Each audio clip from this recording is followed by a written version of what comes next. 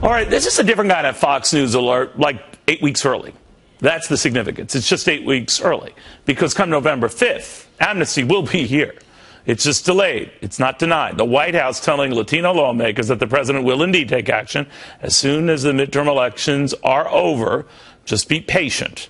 So no matter who wins those elections, that executive order that could conceivably and stop deportations for millions of illegals would still be on. Governor Mike Huckabee thinks we're missing that point. But you're right. It's still coming.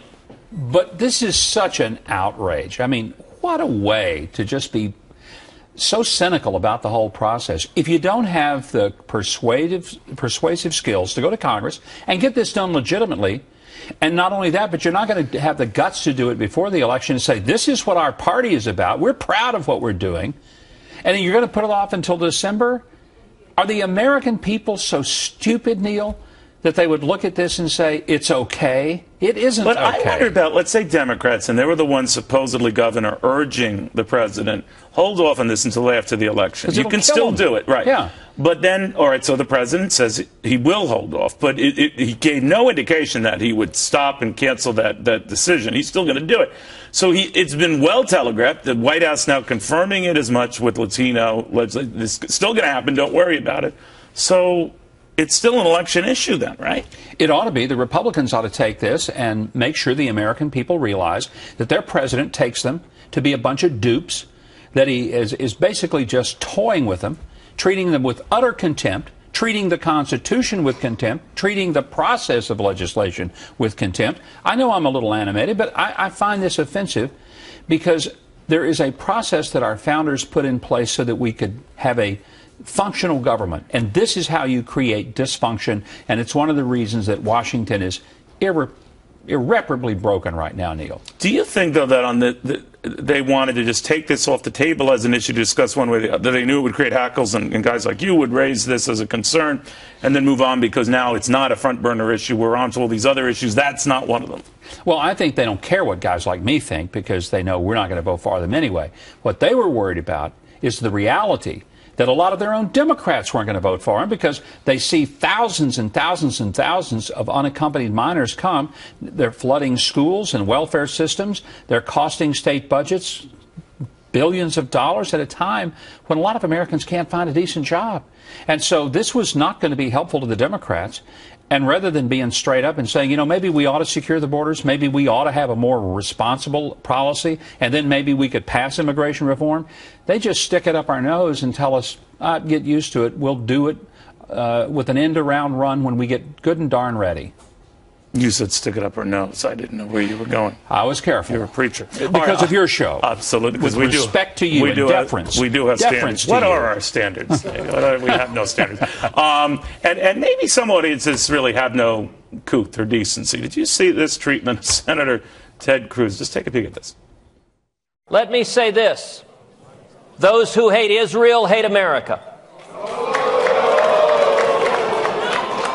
And those who hate Jews hate Christians. I am saddened to see that some here, not everyone, but some here, are so consumed with hate that you cannot address your brother. I will say this. If you will not stand with Israel and the Jews, then I will not stand with you. Thank you, and God bless you. What do you think of that?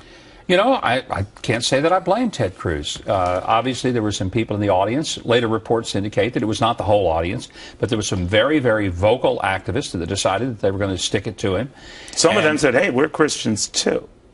Well, that's not the point. Ted was saying that anything that is being targeted toward Christians is targeted toward Jews and vice versa, and that you really should have a wholesale disgust for the kind of hatred that you see from ISIS.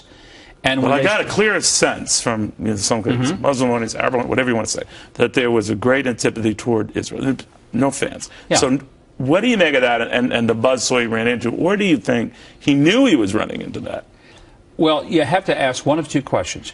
Did he know what the sentiment was of a large part of that membership? And if he didn't, then what staff member is looking for work today not to have told him that? But do you think, I'm going to be equally cynical here, and I have great respect for the senator, that he knew quite well what he'd get into, and he knew this would be the reaction, and he knew it would galvanize and anger many on the right in his party?